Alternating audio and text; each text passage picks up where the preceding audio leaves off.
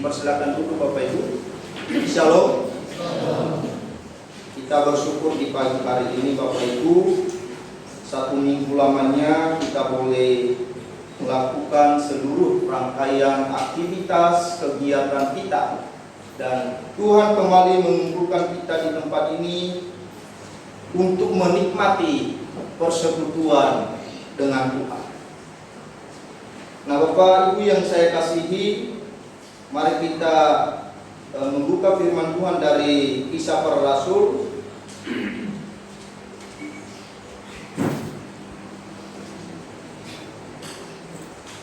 Kisah Para Rasul pasal 2 ayat 41 sampai 47.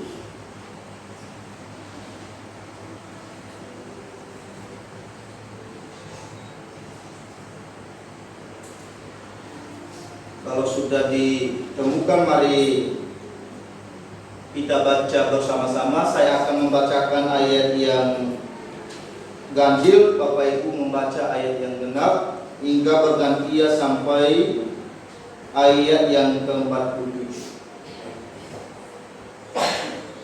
Orang-orang yang menerima perkataannya itu memberi diri dibaptis, dan pada hari itu jumlah mereka bertambah kira-kira 3.000 jiwa. Mereka bergabung dan mereka selalu berkumpul untuk memecahkan roti dan berdoa. Maka ketakutanlah mereka semua, sedang rasul-rasul itu mengadakan banyak mujizat dan tanda. Dan semua orang yang mengalami mujizat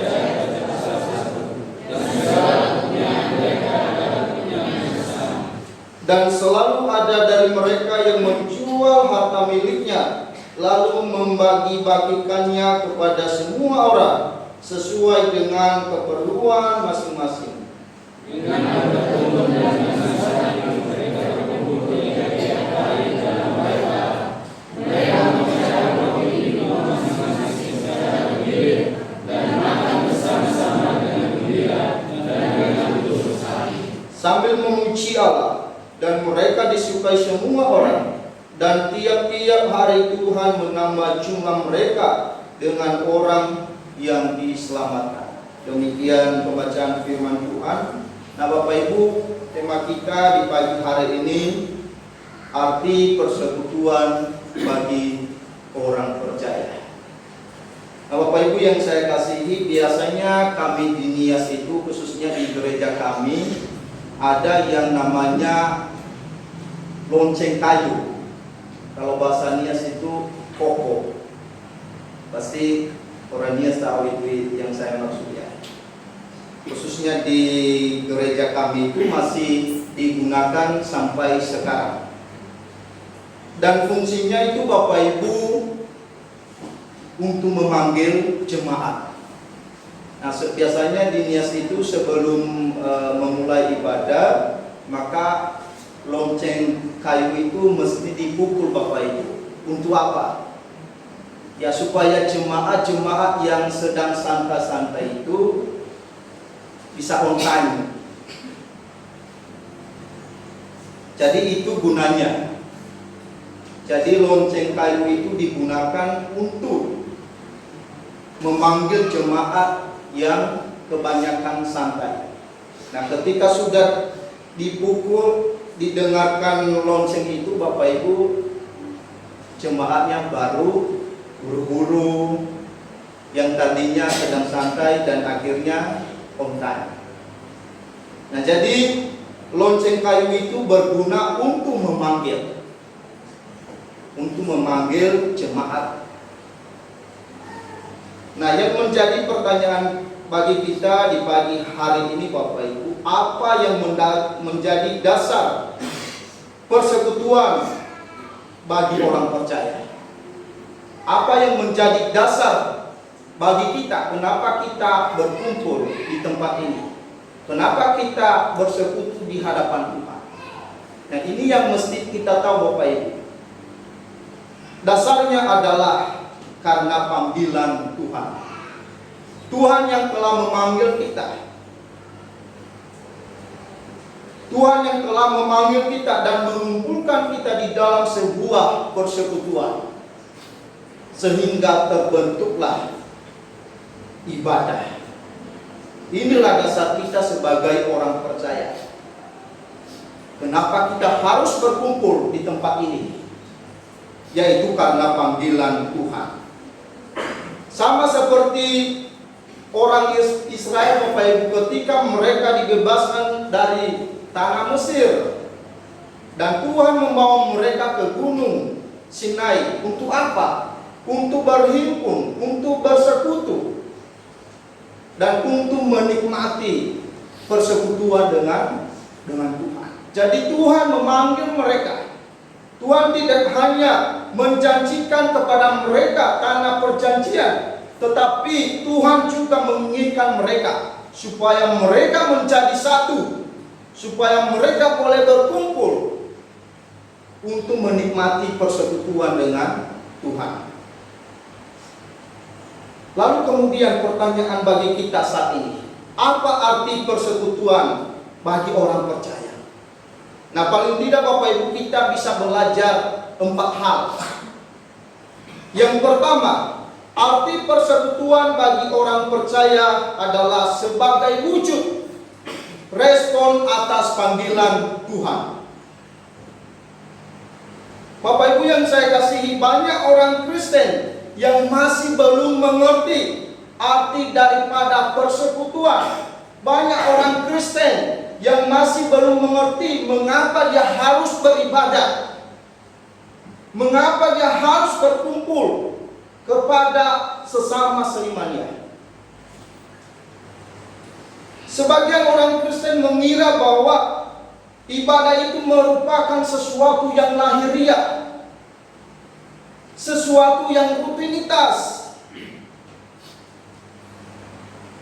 Makanya tidak mengherankan Bapak Ibu bila banyak orang Kristen masuk ibadah, datang persekutuan hanya sekedar memenuhi kewajiban, hanya sekedar memenuhi rutinitas sebagai orang Kristen.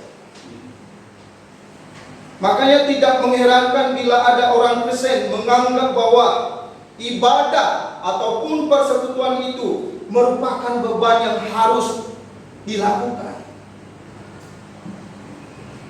Nah, ini banyak terjadi di dalam kehidupan kita sebagai orang Kristen. Kenapa bisa terjadi hal itu Bapak Ibu? Karena belum mengerti apa itu dasar daripada persekutuan itu. Masih belum mengerti apa itu arti persekutuan.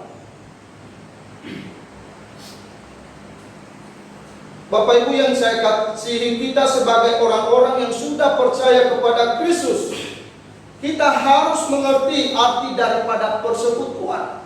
Kita harus mengerti arti ibadah itu sendiri. Apa dasar daripada persekutuan itu? Apa dasar daripada ibadah itu? Biar kita tidak terkecubung di dalam rutinitas, biar kita tidak terkecubung di dalam kewajiban-kewajiban. Kita menganggap bahwa ini hanya sekedar rutinitas yang mesti dijalankan. Nah, Bapak Ibu yang saya kasihi, adanya ibadah dan persekutuan orang percaya itu didasari dengan panggilan Tuhan. Didasari dengan panggilan Tuhan. Tidak mungkin Bapak Ibu berkumpul di tempat ini kalau Tuhan tidak memanggil. Tuhan yang lebih dulu memanggil Bapak Ibu sehingga Bapak Ibu menyerahkan diri untuk mau datang kepada Tuhan, untuk mau bersekutu di hadapan Tuhan. Kita dipanggil oleh Kristus bukan semata-mata karena kita lebih baik daripada orang lain, bukan semata-mata karena kita lebih bijak daripada orang lain, bukan semata-mata karena kita suci daripada orang lain. Tetapi kalau kita dipanggil, dikumpulkan di dalam satu persekutuan, ini adalah anugerah dari Tuhan. Kita berkumpul di tempat ini adalah anugerah daripada Tuhan. Yang dulunya kita berada di dalam kegelapan, lalu kemudian Tuhan memanggil kita. dan membawa kita keluar dari kegelapan itu menuju pada terang yang ajaib. Inilah yang disebut dengan gereja, eklesia, yang artinya dibawa keluar dari gelap. Kita dipisahkan, kita dikuduskan, kita dikhususkan menjadi umat yang berkenan di hadapan Allah. Dan yang dipersatukan di dalam persekutuan. Kita berkenan di hadapan Allah itu karena anugerah daripada Allah. Lalu Allah mempersatukan kita supaya kita menikmati persekutuan dengan Allah. Demikian halnya Bapak Ibu ketika orang Israel keluar dari tanah Mesir, Tuhan tidak hanya menghendaki mereka untuk menikmati tanah perjanjian, melainkan Tuhan menginginkan mereka menjadi umat yang bersatu dan memuliakan Tuhan. Tuhan tidak hanya menginginkan kita untuk menikmati keselamatan. Oh, saya sudah selamat, lalu saya bisa hidup bebas. Tidak, Tuhan menginginkan setelah kita menerima keselamatan daripada Tuhan, Tuhan juga menginginkan kita untuk bersatu memuliakan nama Tuhan.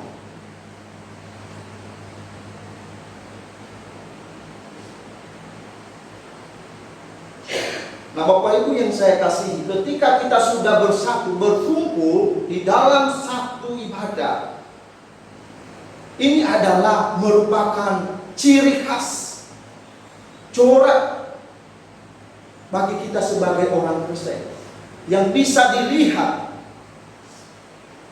Ini adalah tanda bahwa kita sudah percaya kepada Kristus, bahwa kita sudah dipanggil oleh Kristus. Nah, Bapak Ibu yang saya kasihi, salah satu tanda yang membedakan orang Israel dari bangsa-bangsa lain adalah ibadah. Sebab pengertian ibadah bagi orang Israel adalah merupakan sebuah wujud yang kelihatan mengenai hubungan Israel dengan Allah. Inilah yang seharusnya menjadi perhatian bagi kita sebagai orang percaya. Jadi kita bisa menunjukkan kepada dunia bahwa kita itu memiliki hubungan dengan Allah melalui persekutuan ini. Kita bisa mewujudkan bahwa kita memiliki janji dengan Allah melalui persekutuan, melalui gereja yang kelihatan ini. Nah, inilah yang sebetulnya yang membedakan kita dengan orang lain.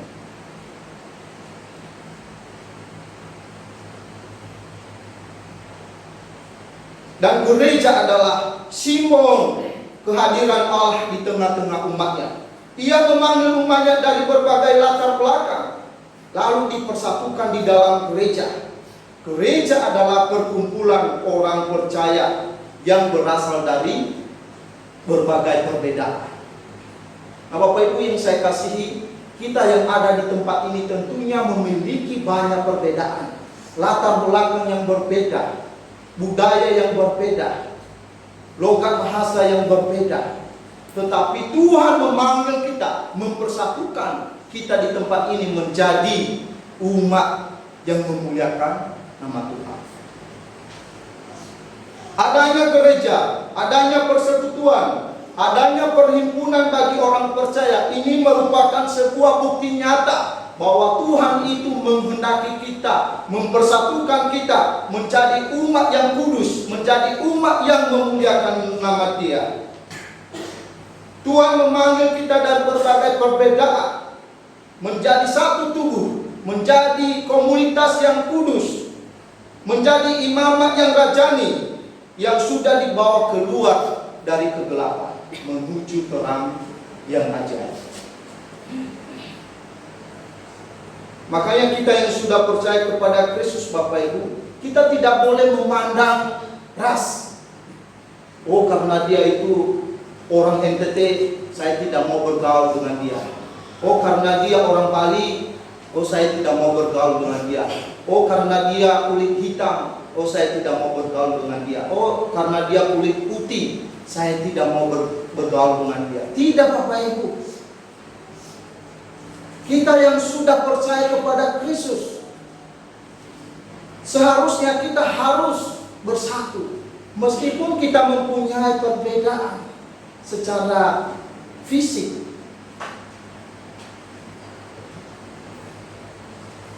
Karena kita semua ketika kita mengaku bahwa saya percaya kepada Kristus, maka status kita di hadapan Tuhan sama. Tidak ada yang tinggi, tidak ada yang rendah. Tuhan juga tidak membeda-bedakan kok.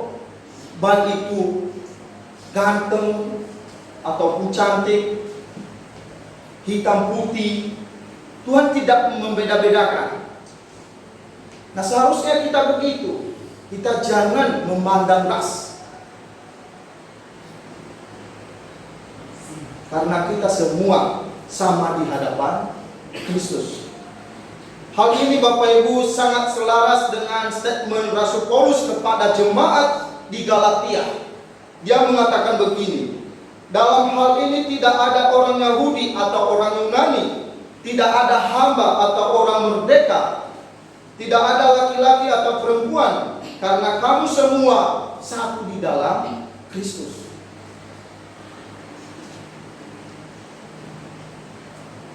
Jadi iman kita yang mempersatukan kita, bukan ras, bukan kulit. Kalau kulit putih berarti dia bersatu kepada yang berkulit putih. Tidak demikian Bapak Ibu. Tetapi yang mempersatukan kita adalah iman kita kepada Kristus. Sama halnya Bapak Ibu dengan jemaat mula-mula. Tentunya dari 3.000 jiwa yang baru bertobat itu pastinya memiliki perbedaan. Tetapi iman mereka kepada Kristus mempersatukan mereka. Sehingga tidak ada lagi yang berkata, engkau orang Partia, engkau tidak boleh bersatu dengan orang Media. Engkau orang Yahudi, tidak boleh engkau bersatu dengan orang Yunani. Engkau orang Kupang, tidak boleh engkau bersatu dengan orang Nias. Nah jadi ketika jemaat mula-mula Bapak Ibu menerima Kristus sebagai Tuhan dan Juru Selamat, mereka lagi tidak memandang ras, melainkan mereka bersatu, mereka berkumpul, mereka bersekutu, karena mereka sudah dipersatukan oleh Kristus di dalam persekutuan yang kudus.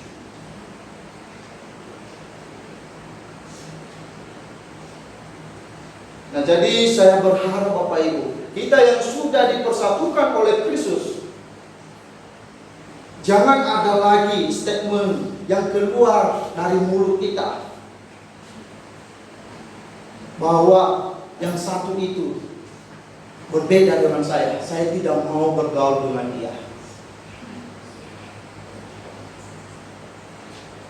Karena status kita Bapak Ibu sama di hadapan Kristus.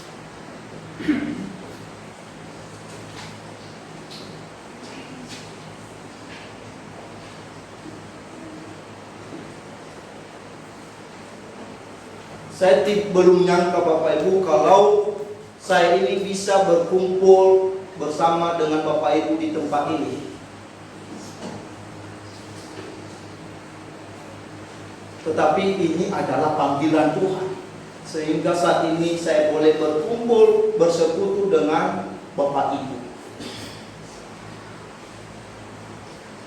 Lalu poin yang kedua Bapak Ibu, arti persekutuan bagi orang percaya, yaitu sebagai wujud kesukacitaan atas panggilan Tuhan. Nah kita bisa melihat di ayat 46 itu dikatakan Bapak Ibu, dengan bertekun dan dengan sehati mereka berkumpul di tiap-tiap hari dalam bait Allah. Mereka memecahkan roti di rumah masing-masing secara bergilir dan makan bersama-sama dengan gembira dan dengan tulus hati. Nah, jadi arti persekutuan itu bagi orang percaya adalah sebagai wujud kesukacitaan atas panggilan Tuhan. Bapak Ibu, adakah kita bersukacita? Adakah kita bergembira ketika kita mengikuti ibadah? Ketika kita mengikuti persekutuan? Hari ini saya bersukacita karena saya bertemu dengan sesama seiman di gereja Eleus Bali. Hari ini saya bergembira karena saya menikmati persekutuan dengan Tuhan bersama dengan saudara seiman saya di gereja Eleus Bali. Atau justru sebaliknya, ketika datang ibadah justru sedih. Mengapa sedih? Karena ketemu lagi kepada si A yang sering menjengkelkan. Ketemu lagi si B yang sering membawa kepahitan.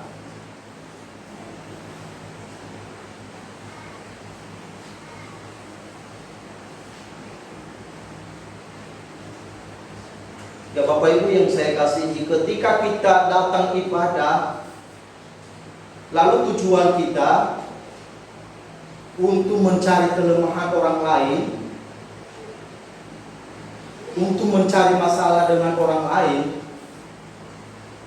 ya saya bisa pastikan Bapak Ibu bahwa engkau datang di dalam ibadah, engkau tidak dapat mendapat sukacita. Engkau pulang dari gereja ini, engkau tidak akan mendapat sukacita. Karena engkau sudah menaruh kepahitan. Karena engkau menganggap sesama manusia itu sebagai sumber kecelakaan bagi dirimu. Nah Bapak Ibu yang saya kasihi, dan saya percaya bahwa di tempat ini tidak ada.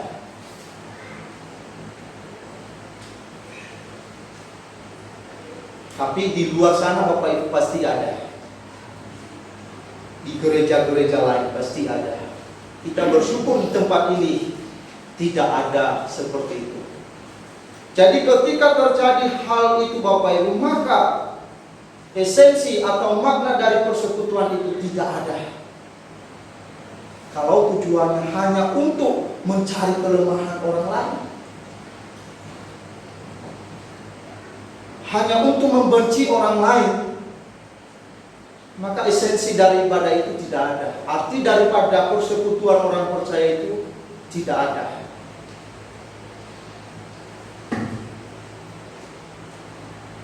Ini bukan lagi panggilan Allah bagi kita Bapak Ibu. Sebab tanda bagi orang Kristen bahwa ia telah merasakan panggilan Allah, telah menikmati panggilan Allah, salah satunya dapat terbukti melalui kesukacitaannya, kegembiraannya ketika dia datang dan berkumpul kepada sesama saudara seiman. Menjadi ucapan syukur yang mendorong dia bersukacita. Nah ini adalah panggilan Tuhan.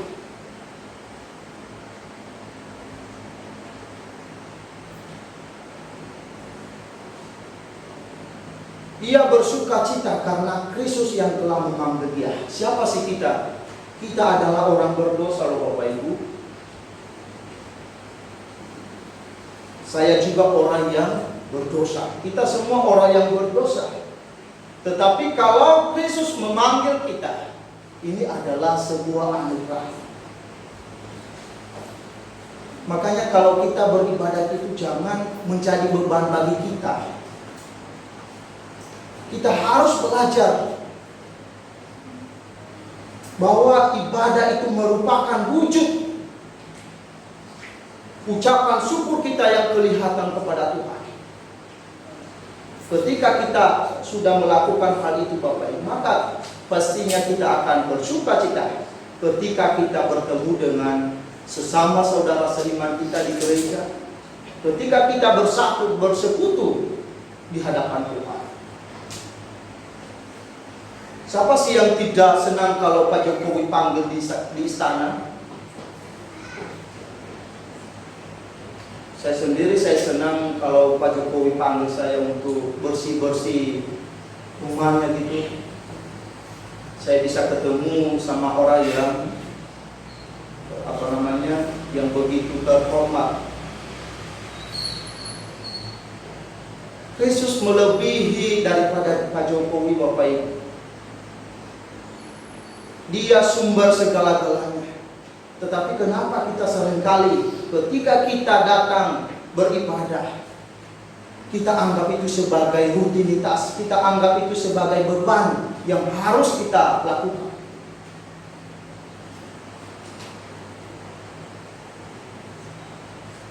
Nah, Bapak Ibu yang saya kasihi, kita mesti belajar dari jemaat mula-mula, di mana ketika mereka berkumpul di dalam bait Allah, mereka bergembira dan bersuka cita memuji Allah. Apa alasan bagi mereka untuk bersuka cita, Bapak Ibu? Tentunya karena panggilan Allah. Nah, seharusnya kita demikian. Alasan kita bersuka cita datang bersekutu di hadapan Allah, ya karena Kristus telah memanggil saya. Kristus yang begitu mulia, yang begitu tinggi, yang begitu agung, Dia memanggil saya untuk bersekutu dengan Dia, untuk berelasi dengan Dia.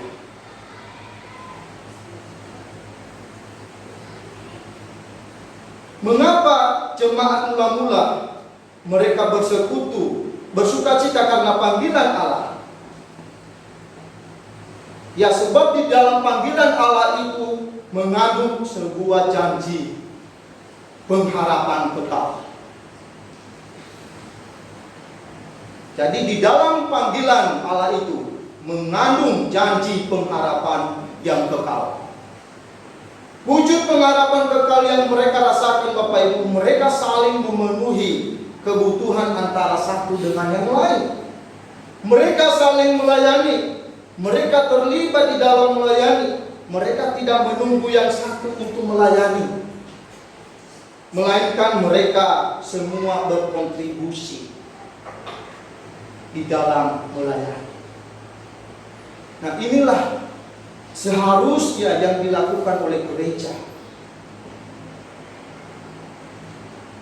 Tidak hanya sekedar jadi penonton, tidak hanya sekedar ikut-ikut ibadah, tetapi memiliki kerinduan untuk melayani. Tetapi kembali pada pengertian kita mengenai persekutuan. Dasar kita mengapa kita bersekutu. Ketika kita bisa memahami hal itu, Bapak Ibu, maka kita merelakan diri kita untuk terlibat di dalam pelayanan. Begitu indah, begitu agung kehidupan jemaat mula-mula. Kesukacitaan mereka di dalam panggilan Kristus membuat mereka untuk bersemangat melayani Tuhan. Bapak Ibu yang saya kasih, orang percaya itu seharusnya di dalam gereja tidak hanya sekedar mengikuti kebaktian, melainkan harus memiliki kerinduan. Apa yang bisa saya kerjakan? Apa yang bisa saya lakukan di gereja ini?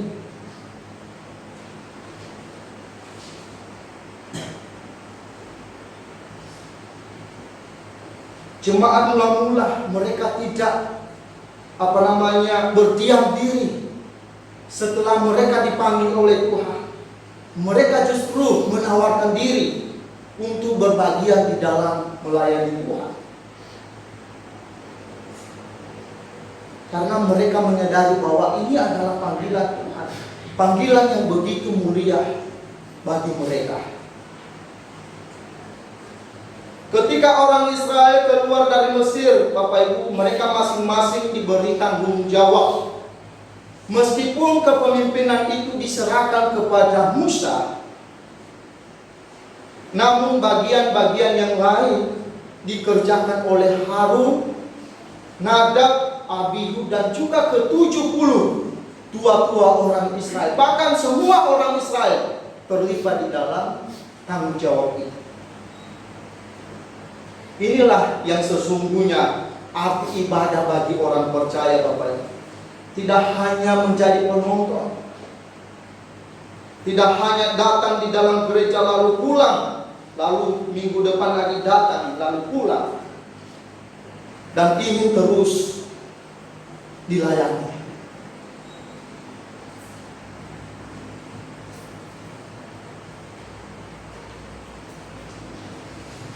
Nah, Bapak Ibu yang saya kasihi, mari kita belajar dari jemaat mula-mula ini. Mereka memberikan diri untuk terlibat di dalam melayani Tuhan. Mereka menyadari bahwa panggilan Tuhan ini begitu mulia, maka mereka mengerjakan dengan tulus hati.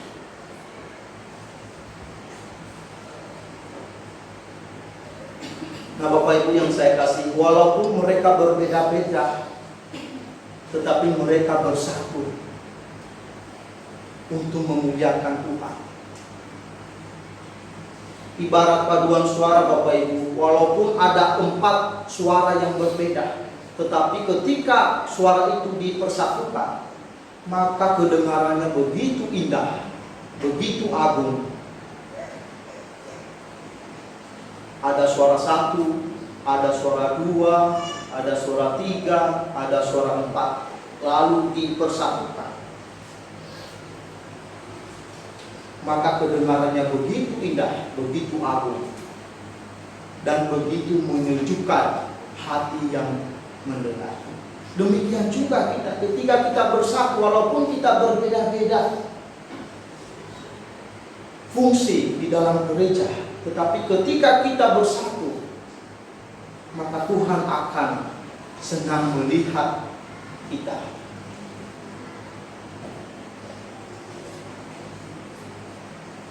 Nah, Bapak Ibu yang saya kasihi, Rasul Paulus pernah menggunakan metafora organ tubuh yang menggambarkan tubuh Kristus. Anggota tubuh itu mempunyai fungsi yang berbeda-beda. Tidak ada anggota tubuh yang tidak berfungsi, Bapak Ibu. Jangan anggap bahwa tangan ini tidak berfungsi, hidung ini tidak berfungsi, mata ini tidak berfungsi, makanya itu dicopot. Tidak, semua organ tubuh kita ini berfungsi. Demikian juga tubuh Kristus yang merupakan tubuh secara rohani, pastinya mempunyai fungsi yang berbeda-beda. Saya percaya bahwa Tuhan yang memanggil kita di tempat ini, dan tentunya juga Tuhan yang memperlengkapi kita dengan berbagai fungsi yang berbeda-beda. Ada yang pemain musik, ada liturgi, ada introitus. Jadi ini adalah merupakan anugerah Tuhan, karunia yang Tuhan berikan kepada kita. Dia perlengkapi kita dengan karunia-karunia itu, supaya kita gunakan untuk kemuliaan namanya. Inilah sebetulnya keunikan kita sebagai orang percaya, Bapak Ibu. Walaupun kita mempunyai perbedaan dalam peranan, namun memiliki satu tujuan, memiliki satu visi, saling membangun, saling memperlengkapi antara satu dengan yang lain. Demikianlah yang dilakukan oleh jemaat mula-mula, Bapak Ibu. Mereka saling memperlengkapi. Apa yang dibutuhkan teman yang satu ini, mereka ikut semua untuk memenuhi.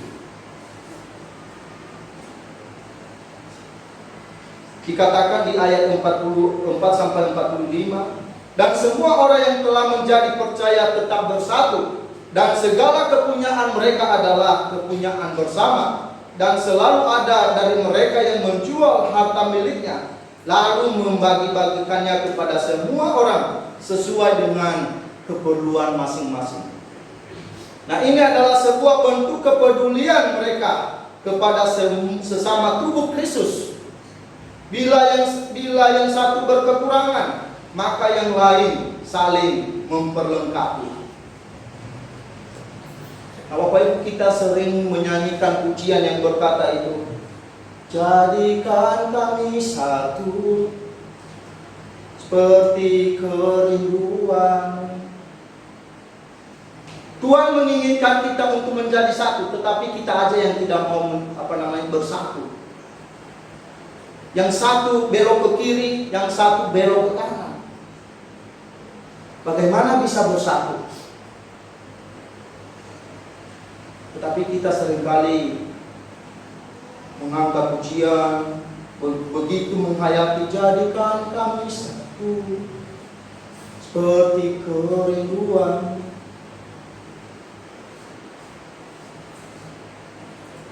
Kita ini sering menggombal, Bapak Ibu. Kita sering bersandiwara. Kita pura-pura Tuhan mempersatukan kita seperti kerinduan Tuhan, tetapi realitanya kita seringkali mempunyai visi yang berbeda, tujuan yang berbeda. Seringkali tidak mau bersatu. Kita seringkali egois.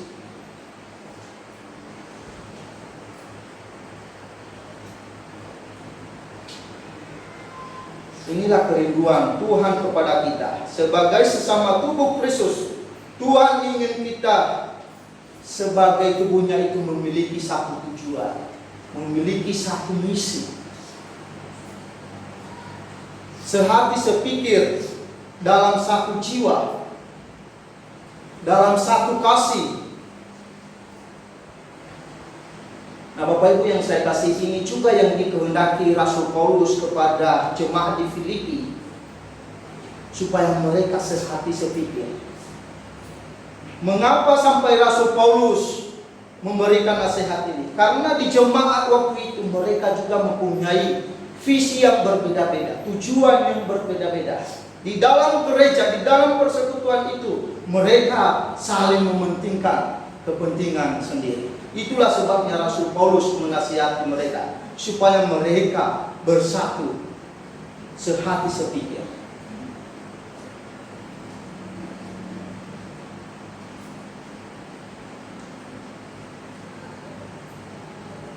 Nah, Bapak Ibu yang saya kasih, hal inilah menjadi perenungan bagi kita sebagai orang percaya. Kita mengaku bahwa kita adalah tubuh Kristus, tetapi realitanya saling menjatuhkan, saling menyerang. Yang satu begitu giat untuk melayani, namun yang satu melihat, kok dia begitu giat, lalu dia berusaha untuk mematahkan semangat. Datang ke gereja, fisiknya aja yang kelihatan memuji Tuhan, cuma menyenangkan, tetapi pikirannya sedang beroperasi mencari kelemahan orang lain.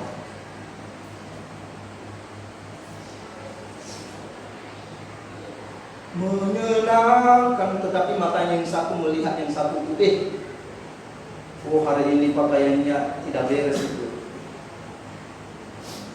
make up-nya itu kurang lengkap itu.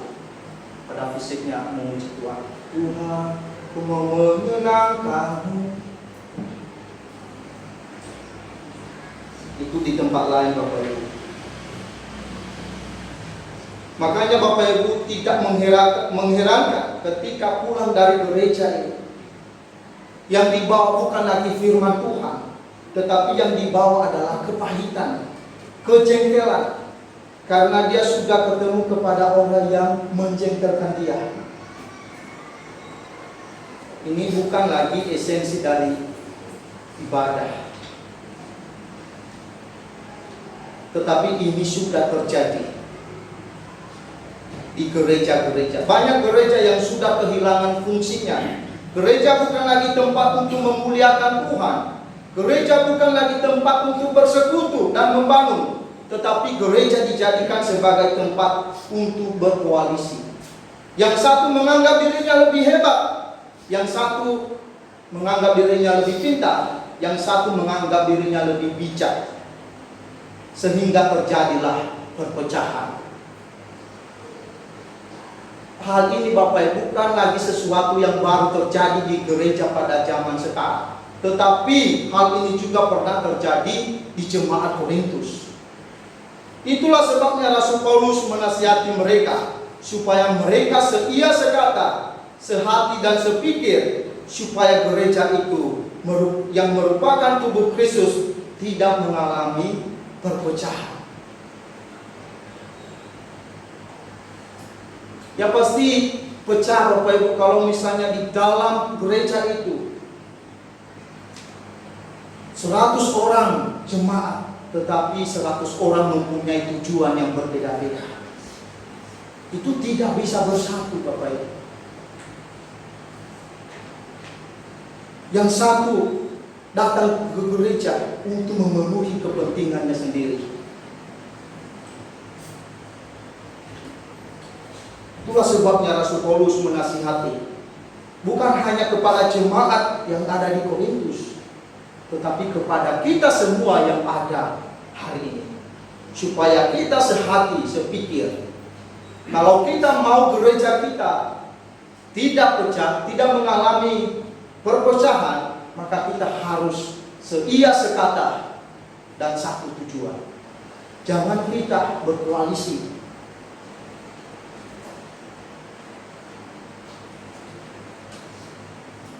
Jangan kita mencari kepentingan diri sendiri.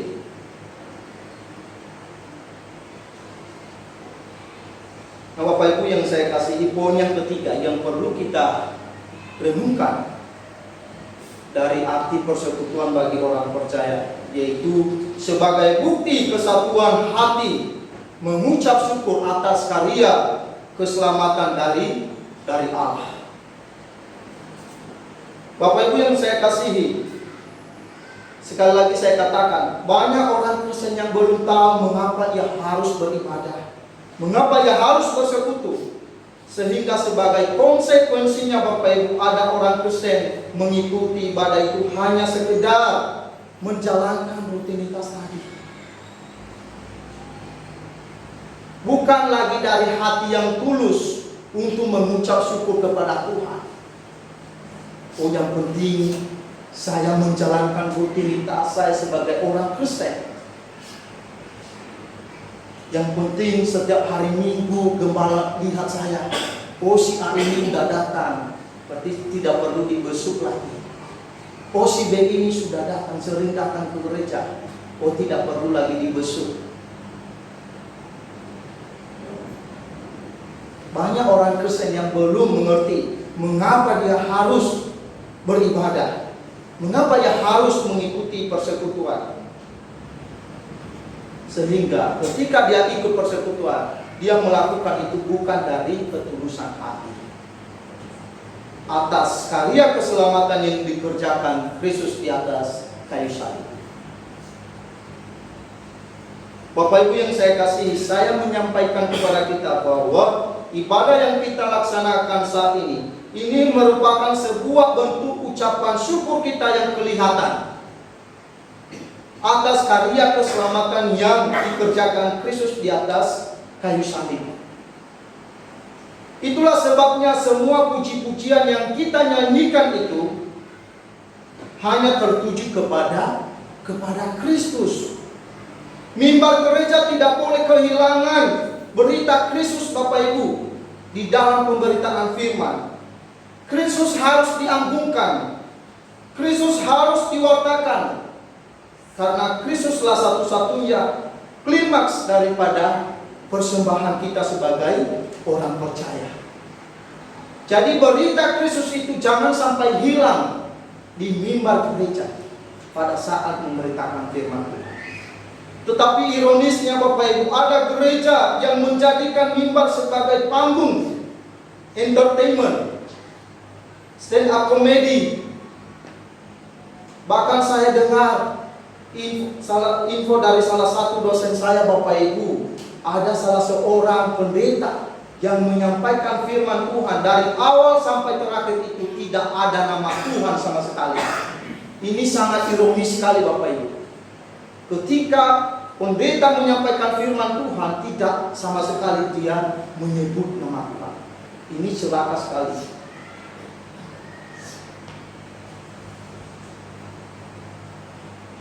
Ini sangat miris sekali Bapak Ibu. Bila pendeta hanya sekedar memuaskan jemaatnya dengan harapan-harapan karena mujizat, harapan karena sakit disembuhkan, karena harapan-harapan yang miskin diperkaya, tanpa membawa jemaat itu pada pengertian bahwa Kristus telah berkorban untuk keselamatan jiwa. Untuk menjadi kaya itu Bapak Ibu, Kristus tidak perlu mati di atas kayu salib.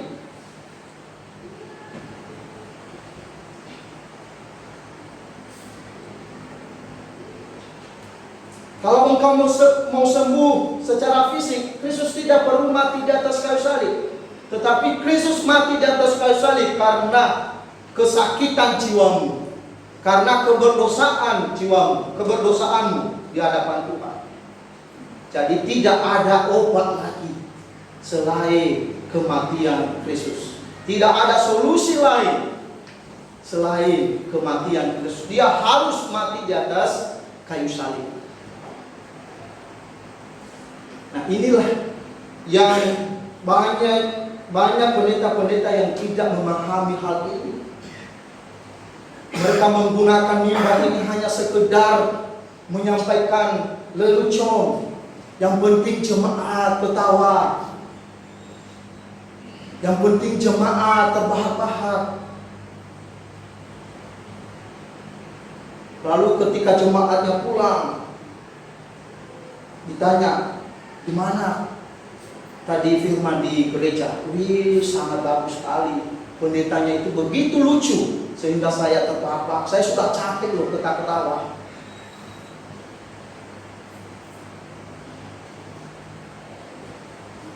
Lalu ditanya, terus tadi firman Tuhannya apa? Nah, itu yang saya tidak tahu. Yang saya tahu tadi banyak lelucon daripada pendeta itu. Banyak pengalaman pendeta itu begitu lucu. Nah, Bapak Ibu yang saya kasihi,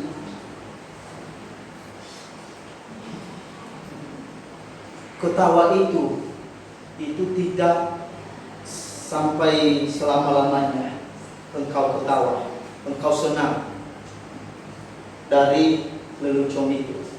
Tetapi ketika engkau menikmati firman Tuhan, lalu engkau berubah melalui firman itu yang sesungguhnya yang Tuhan kehendaki. Bukan dari lelucon itu, bukan karena kelucuan itu. Tetapi sekarang banyak gereja yang menginginkan hal itu. Kalau pendetanya tidak lucu, dianggap pendetanya itu begitu kaku, tidak zaman, pendeta kuno. Ya kan banyak gereja yang menghendaki pendeta-pendeta yang lucu.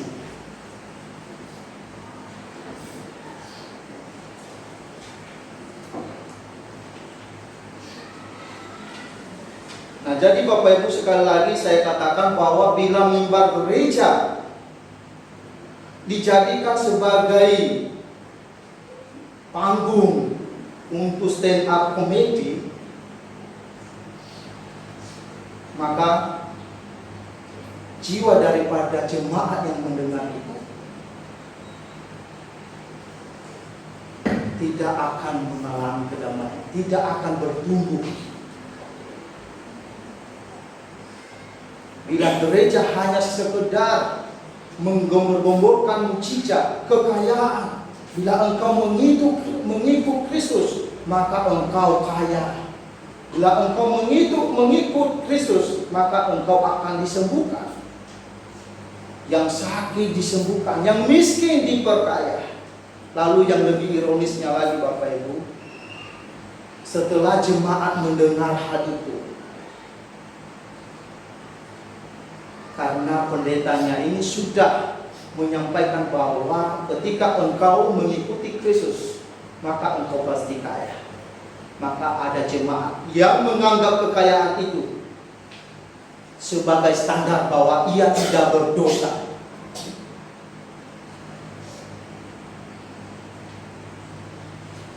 Ketika dia lihat orang, oh kenapa engkau miskin ya? Engkau cepat-cepat bertobat ya. Kau harus bertobat supaya engkau cepat kaya. Bahkan banyak jemaat-jemaat mukjizat itu yang menghakimi, suka menghakimi sesamanya manusia. Karena mereka sudah didoktrin oleh pendeta-pendeta mukjizat. Jadi kekayaan itu dijadikan sebagai standar bahwa orang itu tidak berdosa. Ini sangat ironis Bapak Ibu. Alkitab tidak pernah mencatat bahwa kekayaan itu menjadi ukuran untuk menilai orang, bahwa orang itu berdosa atau tidak. Kalau seandainya hal itu dicatat di dalam Alkitab, pastinya Yesus berkata pula kepada orang banyak ketika ia berkhotbah di bukit, berbahagialah orang yang kaya di hadapan Allah, karena mereka lah yang mempunyai kerajaan surga. Yesus tidak pernah berkata begitu Bapak Ibu, melainkan ia berkata, berbahagialah orang yang miskin di hadapan Allah. Yesus tidak pernah berkata, berbahagialah engkau orang kaya. Tidak, tetapi Kristus mengatakan, berbahagialah orang yang miskin di hadapan Allah, karena mereka lah yang mempunyai kerajaan surga. Orang miskin yang dimaksud di sini Bapak Ibu adalah orang-orang yang menyadari dirinya adalah orang berdosa. Orang-orang yang menyadari dirinya memberontak di hadapan Allah. Orang yang jiwanya haus, sehingga dengan kesadaran inilah yang membuat dia datang terus kepada Tuhan. Sehingga dengan kesadaran inilah mendorong dia untuk rindu mendengar suara Tuhan, dan rindu melayani Tuhan, dan rindu diubahkan oleh Tuhan. Nah, kalau ada orang yang menganggap dirinya tidak berdosa, berarti dia tidak memerlukan lagi Tuhan. Dia tidak lagi mendengar Tuhan. Tetapi orang yang miskin jiwanya, orang yang menyadari bahwa dia berdosa di hadapan Tuhan, dia terus mencari Tuhan untuk kepuasan jiwanya. Nah, Bapak Ibu yang saya kasihi, seharusnya spirit inilah yang menjadi perhatian bagi kita sebagai orang percaya, menjadi perenungan bagi kita. Kita adalah orang-orang miskin di hadapan Allah karena kita sudah berdosa, karena sudah memberontak kepada Allah. Kita yang seharusnya dimurkai oleh Allah, namun Allah mengasihi kita. Ia mengutus anaknya yang tunggal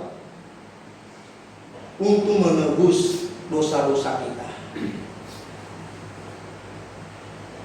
Inilah yang sesungguhnya arti ibadah kita sebagai orang percaya kepada Kristus. Ibadah kita adalah bentuk ucapan syukur kita yang kelihatan atas karya keselamatan Kristus bagi kita. Jadi Bapak Ibu, mari kita melakukan ibadah. Mari kita melakukan persekutuan di hadapan Allah dengan penuh hati yang bersyukur, dengan tulus hati atas pengorbanan Kristus di atas kayu salib. Hendaklah kita melakukan ibadah, melakukan persekutuan dengan pengertian yang baik bahwa saya bersyukur ini karena Tuhan terlebih dahulu mengasihi saya dengan mengorbankan anaknya yang tunggal untuk menebus dosa-dosaku.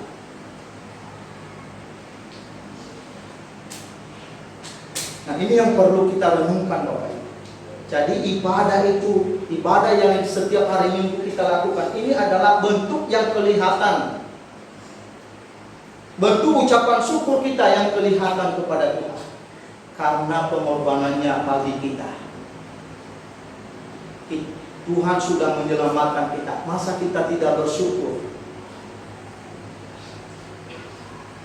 Dia sudah mati di atas kayu salib untuk menebus dosa-dosa kita, masa kita tidak bersyukur? Jadi inilah yang perlu kita pahami. Jadi ketika kita datang bersekutu di hadapan Tuhan dan mengerti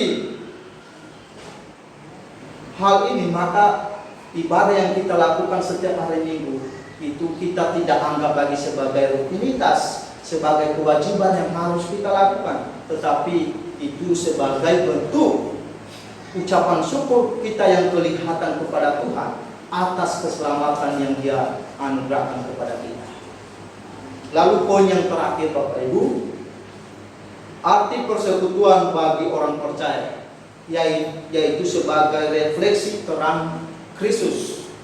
Jadi Kristus mengumpulkan kita di tengah-tengah dunia ini sebagai pancaran terang yang dapat menerangi sekeliling kita.